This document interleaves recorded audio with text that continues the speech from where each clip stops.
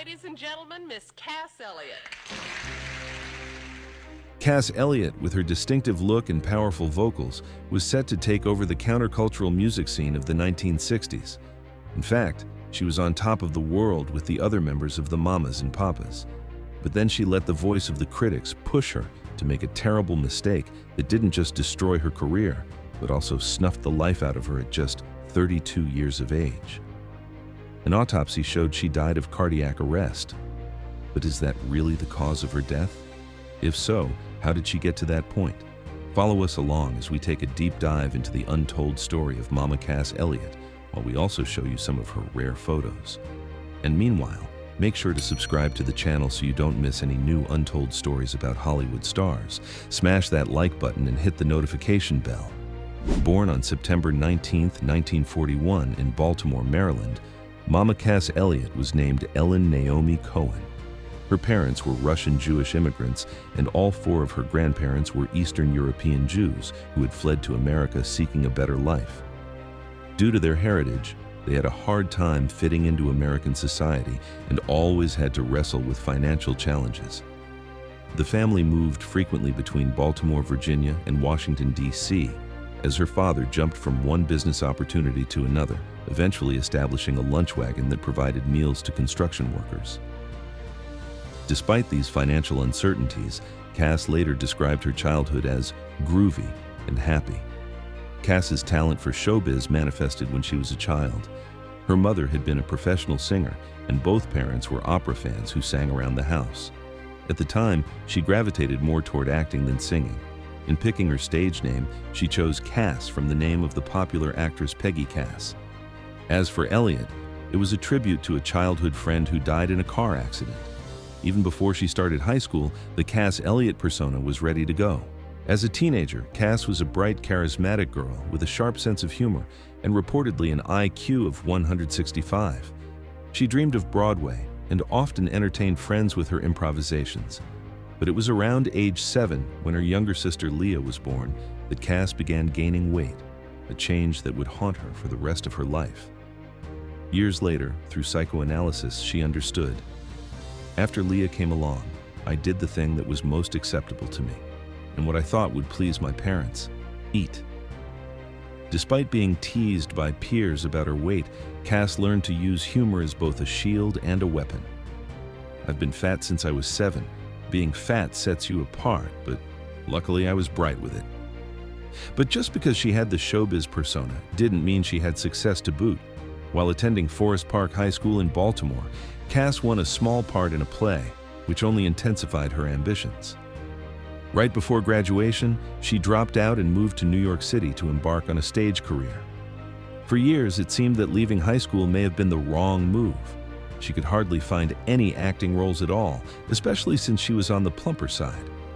In Manhattan, she landed a few off-Broadway parts and a role in the touring company of The Music Man, but she also lost the part of Miss Marmalstein in I Can Get It For You Wholesale to Barbra Streisand, a rejection that stung deeply. Then, in the early 1960s, something started to happen. Folk music was on the rise, and this new, exciting sound highly resonated with Cass. In 1962, Cass formed her first band with Tim Rose and John Brown, known as The Triumvirate, later renamed The Big Three. The band never enjoyed wild success, but they did tour and form connections with other musicians. It was during this period that Cass first got married, to James Hendricks, in 1963. The marriage was brief and, in reality, a marriage of convenience designed to help him avoid the Vietnam War draft. The marriage was never consummated and was eventually annulled in 1968. When the Big Three broke up in 1964, Cass met Canadian Denny Doherty and his friend Zal Yanofsky, with whom she formed the Mugwumps. Similar to the Big Three, the group was not all that successful, and after 8 months of touring, they broke up. Yanofsky and John Sebastian went on to co-found the Lovin' Spoonful. After that, Cass performed solo for a while in small-scale circuits. Meanwhile, Denny Doherty, who would play a major part in Cass's life moving forward, was trying to form a new sensational band. Denny met 2 musicians, John Phillips and Michelle Gilliam. They formed a trio known as the New Journeymen. Though they were good, there was something missing. Trying to make them a complete musical unit, Denny asked Cass if she was interested in joining. But there was a problem. John Phillips didn't want her. According to people close to the group, Phillips was biased against Cass due to her weight. He claimed her voice didn't fit and that her eyes were too close together. As Cass's daughter Owen later wrote, "The real story is that John didn't like my mother's look." Phillips later admitted she was madly in love with Denny, and she started following us around everywhere we went. Cass would get a job as a waitress in the nightclub because we wouldn't let her sing with us. But the most painful aspect was her unrequited love for Denny Doherty. Cass was passionately in love with him, and he responded with only a brief fling before starting a secret affair with Michelle Phillips, John's wife. This love quadrangle created unbearable tension within the group. Cass often cried after performances, watching Denny and Michelle exchange glances on stage. Her close friends recalled how she often said, "I'm the funniest fat girl in the room until I'm left alone." Eventually, while the group was vacationing in the Virgin Islands, Cass showed up unexpectedly. Phillips finally relented. Suddenly, the unit was musically complete. However, with 2 men and 2 women, the name The Journeymen didn't seem appropriate anymore. After watching Hell's Angels gang members refer to women as mamas on the Johnny Carson Tonight Show, they decided to rename themselves the Mamas and the Papas. That was how the Mamas and the Papas came to be. There was also the issue of Cass's size. Everyone knew her as a powerful singer, but rumor has it that John Phillips was biased against her due to her weight and her supposed inability to hit high notes. In a legend propagated by Cass herself, she claimed that after visiting a construction site, she was hit on the head by a falling drain pipe, knocking her out and giving her a concussion. After 2 weeks of headaches, she returned to singing and discovered her vocal range had increased by 3 notes. According to her, this was what convinced John Phillips to let her join the group. However, according to people familiar with the group at the time, this anecdote was nothing but a myth Cass invented to deal with the shame of being excluded based on her weight. Cass always swore the story was true. Who's to say for sure? The relationships within the group became increasingly toxic. John Phillips, discovering his wife's affair with Denny, fell into a rage but continued working with the group for the money. Cass witnessed all these dramas, suffering in silence, feeling like an outsider in her own band. Despite all this internal drama, the group was a major musical success. They made their television debut in 1966, singing "California Dreamin'" to American soldiers in Vietnam. The band created numerous hit songs, including "California Dreamin'," "Monday, Monday," which won them a Grammy Award in 1967, "Words of Love," and "Dedicated to the One I Love." Their harmonies, powered by Elliott's voice, created a sound never duplicated in American pop music. In addition to hundreds of TV and radio appearances, they toured all over the country. Throughout her time with the group, Cass was never quite comfortable and always felt left out. She decided to revive her solo career. Around that time, she performed "Dream a Little Dream of Me" solo. Though the song had been around for almost 40 years, Cass's performance made it a hit and gave it its highest and longest charting success. Her performance was so strong that it brought her more attention than any other member of the band. In 1967, Cass gave birth to her daughter, Owen Vanessa, on April 26th. Paternity was never officially established, though many years later, Michelle Phillips helped Owen locate her biological father, Chuck Day. Cass became a single mother and adored her daughter, calling her the only true love of my life. Motherhood gave her new strength and confidence. So began the decline of the Mamas and the Papas. After 4 albums in mid-1968, the group gave up on a tour of England and broke up. By 1969, folk music was considered uncool due to the rise of a new electronic sound pioneered by the Beatles. The group was let go by their label. While this was a sad time for the group, it was a happy time for Cass Elliot. Free from people who didn't appreciate her, the sky seemed to be the limit, or so she thought. Once she found success, Cass bought a stunning 6-bedroom house at 7708 Woodrow Wilson Drive in Laurel Canyon, originally built for actress Natalie Wood. This house became legendary, the epicenter of the Laurel Canyon music scene. Photographer Henry Diltz called Cass the Gertrude Stein of Laurel Canyon. Her door was always open. Anyone from Jack Nicholson to James Taylor to Eric Clapton to Joni Mitchell could stop by and hang out. David Crosby, Stephen Stills, Graham Nash, the Byrds, the Monkees, they all gathered at Cass's house for backyard barbecues and jam sessions.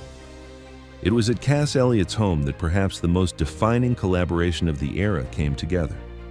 Graham Nash, David Crosby, and Stephen Stills met at one of Cass's legendary dinner parties.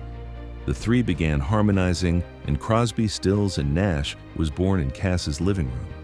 Without her matchmaking intuition, the supergroup might never have existed. One of Owen's nannies quit because she was worried someone would spike the baby's bottle with LSD. There were, Owen later recalled, some pretty weird people around then. What should have been the start of a brilliant new chapter instead became the start of a horrific nightmare. By October 1968, Cass had finished her first solo album, Dream a Little Dream of Me, and was offered a show at Caesars Palace in Las Vegas, a 3-week engagement for $40,000 per week with 2 shows per night. This was a make-or-break moment for her solo career. But in her desperation to look right for Vegas, Cass went on a brutal 6-month crash diet, reportedly losing 100 of her 300 pounds. However, the extreme diet resulted in a stomach ulcer and severe throat problems. To treat the ulcer, she drank milk and cream and rapidly regained 50 pounds. She was confined to bed for 3 weeks before opening night. She managed to get through only part of one rehearsal before saying she was losing her voice. She skipped the remainder of rehearsals and drank tea and lemon, hoping to recover. On the evening of October 16, 1968, 950 people filled the Circus Maximus Theater at Caesars Palace, including Sammy Davis Jr., Peter Lawford, Jimi Hendrix, Joan Baez, Liza Minnelli, and Mia Farrow. But backstage, Cass had developed a raging fever. Friends urged her manager to cancel the show, but she felt it was too important and insisted on performing. According to biographer Eddie Fiegel, Cass injected heroin right before going on stage. Sick, exhausted, barely rehearsed, and drugged, she began to fall apart during her first performance. Her voice was weak and barely audible. The large crowd was unsympathetic. People began walking out noisily. At the end of the show, Elliott returned to the stage to apologize. "This is the first night, and it will get better," she said. She then sang "Dream a Little Dream of Me" and left the stage as the audience applauded half-heartedly. The second show was even worse. Many from the audience simply walked out. The reviews were devastating. Esquire magazine called the show a disaster. Newsweek delivered the cruelest blow. Like some great ocean liner embarking on an ill-fated maiden voyage, Mama Cass slid down the waves and sank to the bottom. The show closed after only one night. Cass flew back to Los Angeles for what was described as a tonsillectomy, though it was really to recover from the devastation. Embarrassed by the debacle, Elliott plunged into a deep depression, but Cass was resilient. She picked herself up and kept going. Her career found new life on television. She became a regular guest on talk shows and variety shows, including The Mike Douglas Show, Hollywood Squares, The Johnny Cash Show, The Carol Burnett Show, and The Tonight Show. She even had her own TV specials, The Mama Cass Television Show, 1969, and Don't Call Me Mama Anymore, 1973. The titles reflecting her desperate desire to shed the Mama nickname. She released several more albums, including Make Your Own Kind of Music, 1969, and Don't Call Me Mama Anymore, 1973. An attempted reunion with the Mamas and the Papas in 1971 produced one final album, but fizzled quickly. By 1972, she returned to Las Vegas at the Flamingo Hotel. This time, she received rave reviews. The Las Vegas Sun wrote, "Cass Elliot has a good act serving notice that she is here to stay. The audience was with her all the way." In 1971, Cass briefly married journalist Donald von Wiedenmann, heir to a Bavarian barony. The marriage ended in divorce after just a few months. In her final interview, Cass said, "I'm independent. I value my freedom to live and love as I want more than anything else in the world. I never created the Big Mama image. The public does it for you. but I've always been different. I got into the habit of being independent, and the habit became a design for living. Free from the group, Cass launched her solo career with renewed enthusiasm. The constant pressure drove her to continue extreme dieting throughout her life. Cycles of crash diets and rapid weight regain that medical experts now know cause severe damage to the heart. In July 1974, Cass was invited to headline at the London Palladium, one of the most prestigious venues in the world. She completed a triumphant 2-week run that ended on Saturday night, July 27th. As she left the hall, she saw the picture of Judy Garland and said, "I know what it must have meant to that lady to be a hit here, because I know what it means to me." Cass was at the height of happiness. She made an international phone call to Michelle Phillips, crying from happiness over her success. She was planning tours, new recordings, and finally feeling the recognition she deserved.